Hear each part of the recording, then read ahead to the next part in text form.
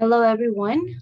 Welcome again to another session for English, grade 4 for quarter 2, and this is for week 1. I hope everyone is ready to go about with their modules for week 1, as I will try to discuss every part of the English module today.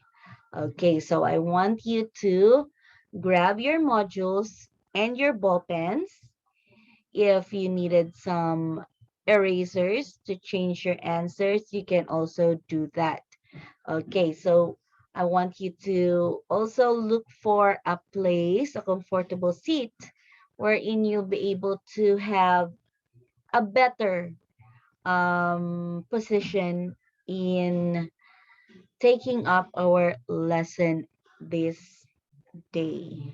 Okay, so if you're ready, our English week 1 for quarter 2 is entitled Context Clues, um, particularly to the definition and exemplification. So later on, we will find out as to how a context clues help us in understanding a certain word inside a sentence through the use of definition and exemplification. So are you ready? All right. So I know you're ready. So let's move on to the next page. All right. So the first part of the module is what we called what's in. The direction says, complete the following analogy by writing the letter of the correct answer on your paper. So when we say analogy, children, this is what we call comparison of two things. Okay, so nag-compare ta og duha ka things as to example moingon tag unsa ilahang type, unsa ang ilahang kind. Okay, so when we say gani kanang fish o bird. So unsa man na sila? They are animals. So that is how they are compared to animals sila pero different sila. So that is now in the use of analogy. Unsay gikalainan sa duha. All right. So in a number 1, crocodile is to reptile as cow is to unsa kaha ng cow. Ang cow ba is A, fish, B, paws, or C, mammal. Okay, so you can see na crocodile is to reptile as cow is to fish, paws, or mammal. Okay, so if you're going to ask me if your answer in your module right now is letter C, that is correct. It is mammal. A cow is a mammal because it feeds its kids through a mammary gland. So nagpatutoy na siya sa iyahang baka nga gagmay. Gagmay. Well, ang crocodile is reptile siya. Animals with more cold-blooded animals. Okay, number 2. Brush is to teeth as comb is to aha ka ni gamit ng comb. A, hair, B, face, C, body. All right. So if your answer is letter A, hair, it's correct. Because this time we are now comparing two things as to how it is used, giunsa paggamit. So kung ang brush or toothbrush is for teeth, ang comb is for hair. Okay. Number 3. Oh, so yun na ni number 3 para sa inyo, children. Look at your modules. Bark is to dog as meow is to kinsa kay mo meow. Okay, A, cat, B, mouse, C, crocodile. Okay. So this is really easy. So if your answer is letter A, that's a cat, it's correct. Okay, you cannot hear any other animals that will say meow to you. It will give you a heart attack if the mouse will say meow to you. Okay, so bark is to dog, as meow is to cat. Number 4, fish is to sea, as bird is to where do you think can find these birds? A, air, B, land, C, water. All right, so if your answer is still letter A, it says air, that is still correct. Of course, you cannot find bird walking, although you can find birds, other birds walking around a ground looking for food, but definitely birds belong to the air since they can fly. Okay, so that's how you analyze things, children. Analyze things. If fish is for sea because they will swim, of course, birds is for air, for they can fly. All right, last number 5. Pillow is too soft, as rock is too. Okay. Rock daw. Kabalo mo say rock, diba? A, hard. B, small. C, sleep. Okay. All right. So if pillow is soft, what about the rock? Okay, children, if your answer is letter A, another thing that is correct. Okay, rock is always hard. It will definitely hurt you. Masakitan jud mong maigo mo kay tungod gahi ang bato. So mabukol jud, mabukol kung maigo. So that is how you will do analogy. So who among you got 5 in this part? Okay, so I think I will be able to find out if I will check your modules. But then this is not recorded because we already answered it here. But for those who do not get some of the answers, at least you tried and now you know how analogy is used in a sentence. Okay.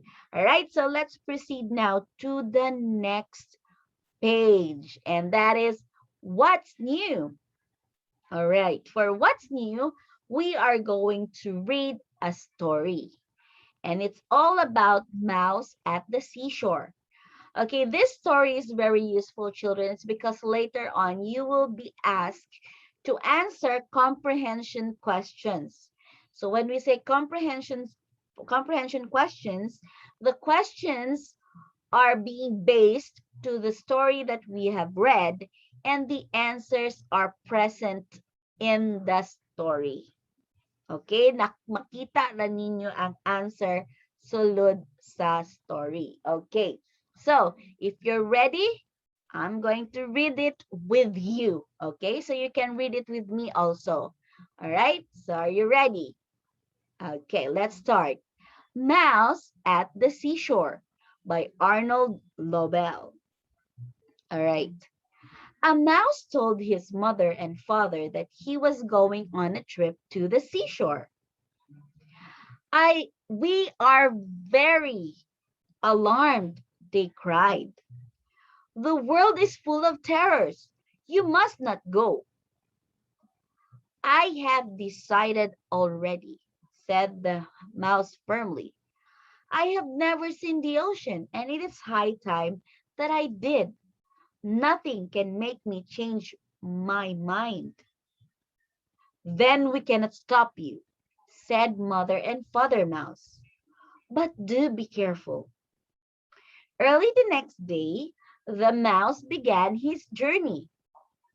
Even before the morning has ended, the mouse came to know trouble and fear. Okay, so yung pag-hike, wala pa gani nahuman ang buntag, daghan na siyag nasugamak nga problema o kahadlok. Okay. A cat jumped out from behind a tree. I will eat you for lunch, he said. It was a narrow escape for the mouse. He ran for his life, but he left part of his tail in the mouth of the cat. Oh my gosh. That means he was almost caught. Hapit siya na kuha kay nabilin man niyang ikog sa baba sa iring. Okay. By afternoon, the mouse had been attacked by birds and dogs. He had lost his way several times. Nawala na siya. Kapila na siya nawala. He was bruised and blooded. O, daghan na siya og mga bunog-bunog na nagkadugo-dugo na siya sa iyang pag-hike, sa iyang adventure. And he was tired and frightened. Gikapoy na siya, then nahadlok pagid siya. At evening, the mouse slowly climbed the last hill and saw the seashore spreading out before him. He watched the waves rolling onto the ocean, one after another. All the colors of the sunset filled the sky. How beautiful! Cried the mouse. I wish that mother and father were here to see this with me.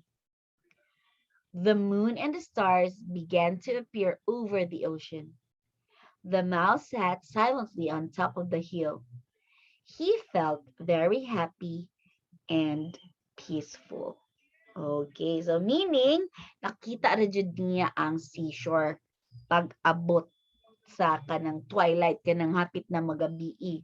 Gailog na ang kahaponon ug ang kagabion.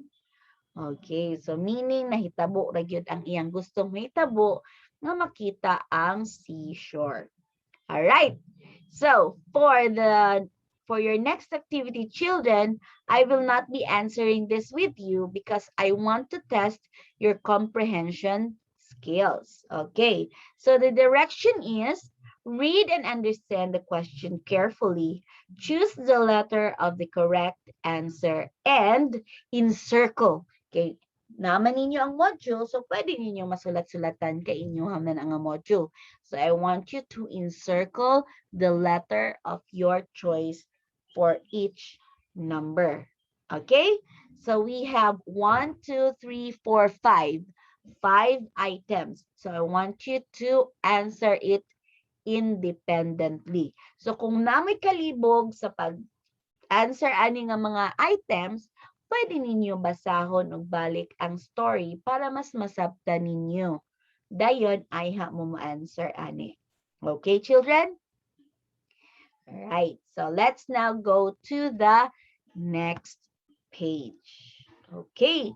What is it? Okay, this is another part of the module. It says here, word search. Use words or words used in the story are hidden in the word search below.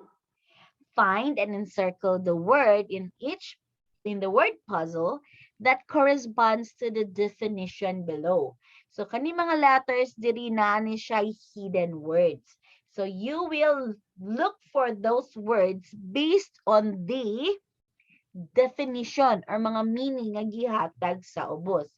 Like, for example, land adjacent to the sea. Unsa man ang adjacent? Kanang meaning kaatbang lang. Unsa man ang land nga kaatbang sa sea?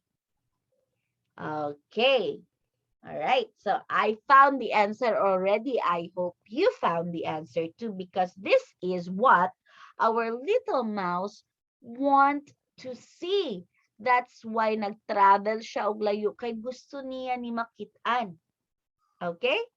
All right. So you also work on this independently. You will only see look for 5 answers kay 5 raman ka definitions ang gihatag. All right. Next page. For the next page, okay, we will take up now context clues, diba? I already told you that context clues are words or pictures that will give you hints on explain or that will help explain or help you understand the meaning of a word inside the sentence. Okay. Context clues are words or pictures that give hints to help explain the meaning of unfamiliar or difficult words. So kanigid siya, when we say context clues, naaray jud sa iya from the word clues, mga hint, mga unsa na siya gitawag nato ana, mga timailhan nga mauna siya ang meaning. So naghatag siya, makatabang siya kung inyo lang analyzon og inyong sabton og ayo. Okay, the clue may appear within the same sentence as the word to which it refers, or it may follow in a preceding sentence. Okay, so pwede na siya sa sulod sa isa ka sentence or sa sunod na nimo nga sentence siya makita. Okay, there are many ways how context clues can help you figure out unfamiliar words. So daghan man gid kayo mo o kanang kalibugan pa nga mga words nga unsay pasabot ani, unsay pasabot ana. But for these context clues, they will help you understand just by reading the sentence kay naara dito ang mga hint. Okay, mga hint or timailhan nga mauna siya ang gimin sa sulod sa sentence or mean sa word sa sulod sa sentence. Okay, so there are two ways to know context clues. One is through a definition. When we say definition, this is where the meaning of the unfamiliar word is directly defined or explained in the sentence. Okay. So meaning sa isa ka sentence, pag ingon ganig definition, sa isa ka sentence, ang word nga wala nato nahibalan, gihatagan na siya og meaning dito sa isa pud ka sentence. So mo na siya gitawag og definition. Okay, let's take example 1. Entomology. Ang word is entomology. Pero tan-awon nimo ang sentence nag-ingon, entomology is the study of insects. Wala na dahil ning sunod. So meaning, ang pag-introduce niya sa entomology is by giving the definition of the word entomology. Gihatagan na siya diretsyo og meaning. So sentence number 1, use is. O kanang is as a clue to definition of entomology. Kay pag moingon ganyan tag is, gitudlo na niya nga mao gina siya ang meaning sa word. Okay. Another example, number 2. The dabakan, dayon na agani dash, a large goblet-shaped drum, dash na po, is used by the Maranao during wedding celebration. So meaning the dash setting of a large goblet-shaped drum point out the definition of what is dabakan. So meaning ang dabakan, children, gihatagan niya siya og definition. Wala siya niyog dabakan is used by the Maranao during wedding celebration. Di ba? Pag may nguntag, the dabakan is used by the Maranao during the wedding celebration. Wala man ta kabalog kung say dabakan. Pero in this sentence, gigamitan niya og dash, meaning hatagan niya giningdaan ang dabakan before siya ning proceed to another sentence. Ningon siya, the dabakan, a large goblet-shaped drum, is, una na pud ang is, meaning gi-point out nga mauna siya, is used by the Maranao during wedding celebration. Okay. The dashes setting off a large goblet drum. O muna siya nag-point out. So, dali ra kay ninyo. Dapat inyong yung sabton ang sentence nga inyong gibasa. Ayaw mo pagdali og answer. Dapat kinahanglanon analyzon. Okay. Example number 3. Corona. Naikama. The outermost part of the sun's atmosphere. Ning kama na pod. Releases huge amount of electromagnetic energy in outer space. Okay, children. The comma before and after the outermost part of the sun's atmosphere point out the definition of corona. So, meaning, sa sulod ani nga sentence, gihatagan na pud og meaning ang word nga corona. But this time, instead of using dash, it is using the comma. Kanang symbol after. Pagkahuman ng corona, di ba na quit? O, mo na siya comma.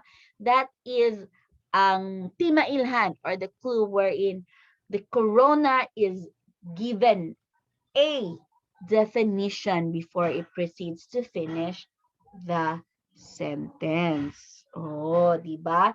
So daghan siya og mga timailhan. So kinahanglanan lang gyud nga sabton lang jud ninyo. You need to understand the sentence that you are reading because context clues rather, excuse me, context clues will help you understand the words or the unfamiliar words inside the sentence.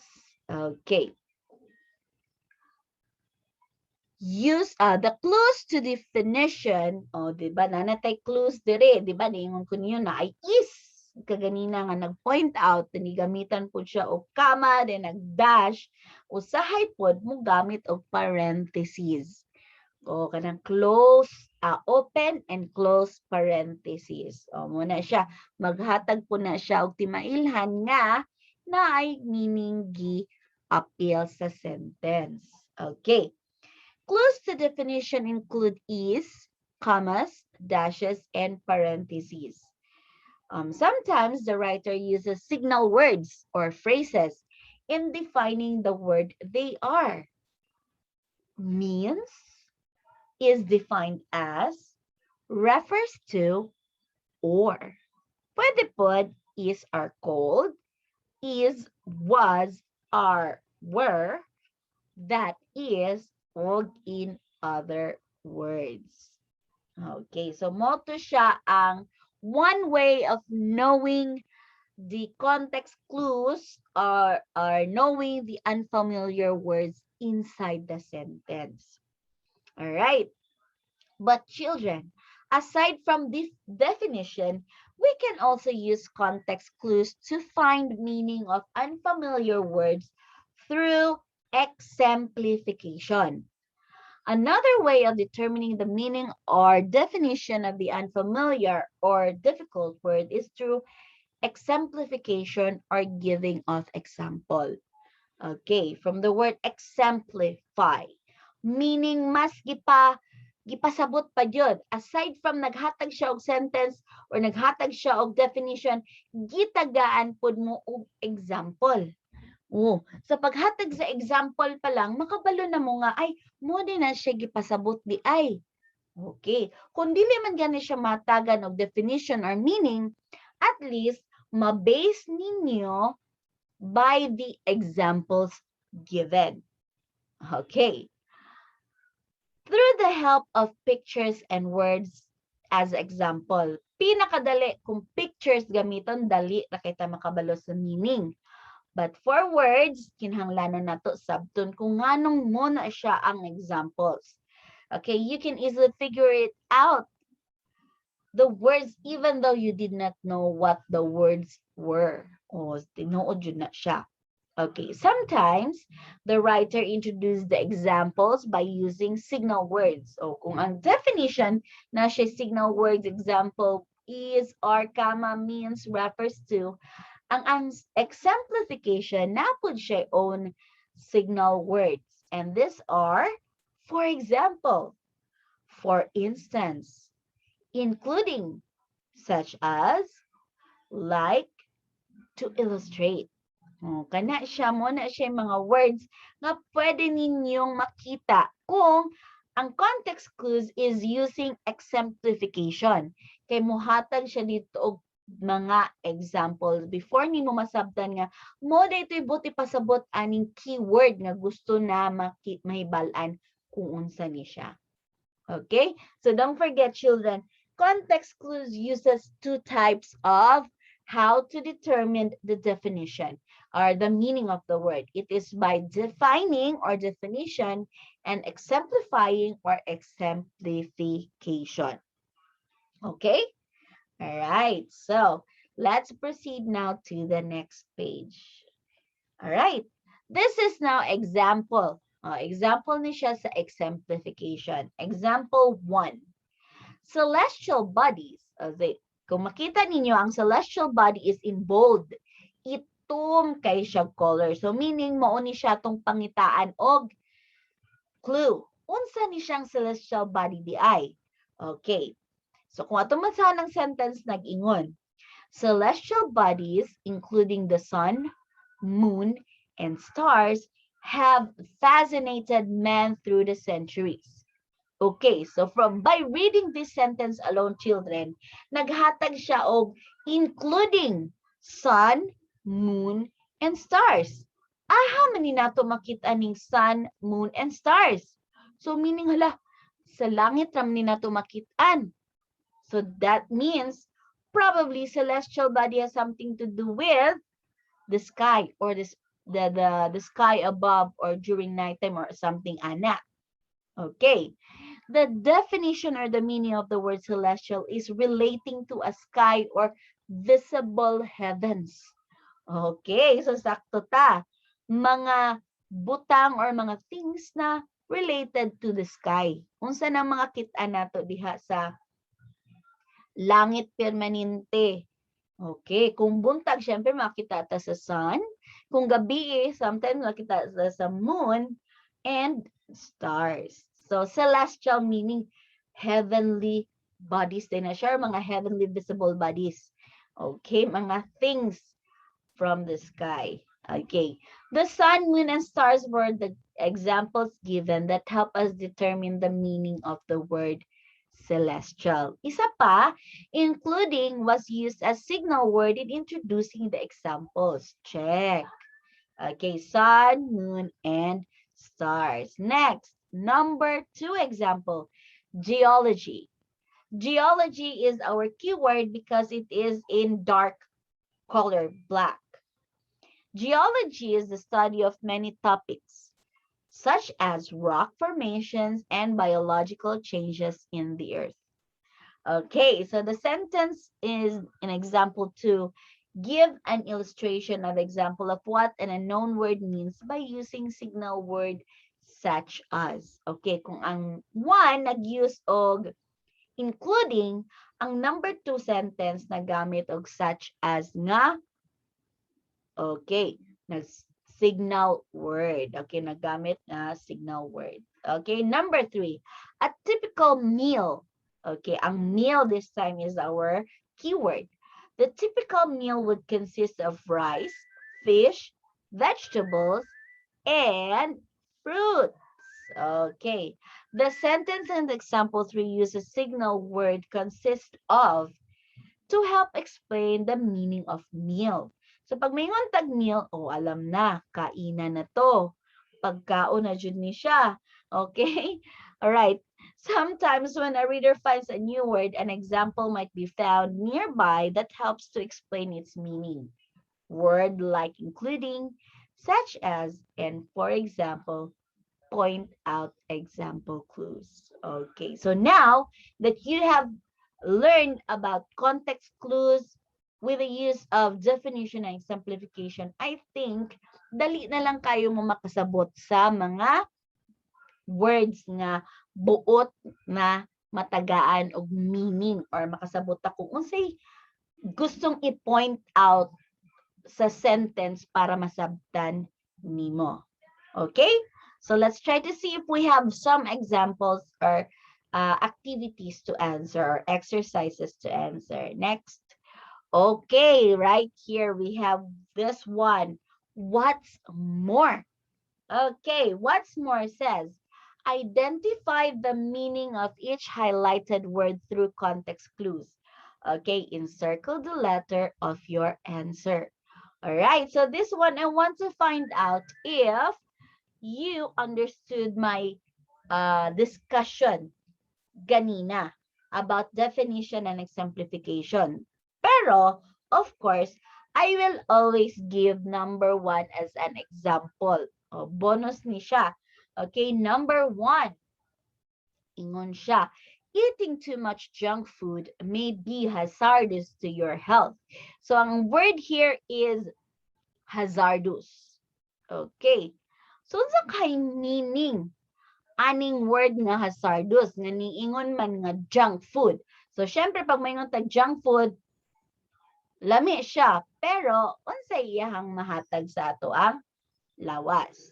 Okay, so eating too much food may be hazardous to your health. So what do you think is the definition or meaning of the word hazardous? Is it A, dangerous, B, great, C, delightful?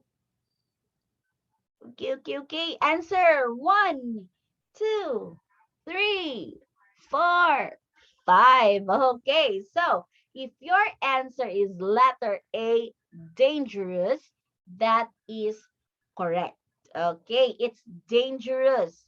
Eating too much, man. Too much meaning daghan na jud kaayo, di na gyud makalikayan. Daghan na kay nasima ug nakaon. Okay, so eating too much junk food may be hazardous to your health. So meaning it's dangerous not to your health. Okay, next. 2, 3, 4, and 5 will be your activity or your exercises. I want you to answer it on your own. Try to read the sentence and understand it. Naara gyud sa sulod sa sentence ang buot ipasabot sa ato ang highlighted words diha. Okay? So good luck, children. Okay, you may do it now or you may do it later as we will proceed to the next page. Next page. Okay, this one. What I have learned. Okay, children, I also want you to work on this independently because I want to record this as your performance output. Because this is using analysis. Mo niya nga to ang gi-take up kaganina. Gi-discuss kaganina. Okay, so you will just choose your answer from the box above. Okay, this direction says, read the sentence, choose in the box the word that will complete the sentence, and write your answer on the paper. Pero dire sa kay module man mo sa blank provided. Okay, so you will just choose. Magpili na jud mo answer, ana. Then if you need help, you can go back to page 4 and 5 where you will read again kung unsa tong atong gi-discuss. Okay? This is recorded 1 to 5 and another recorded what I can do. This time, read the sentences, box the words that explains the meaning of the underlined word.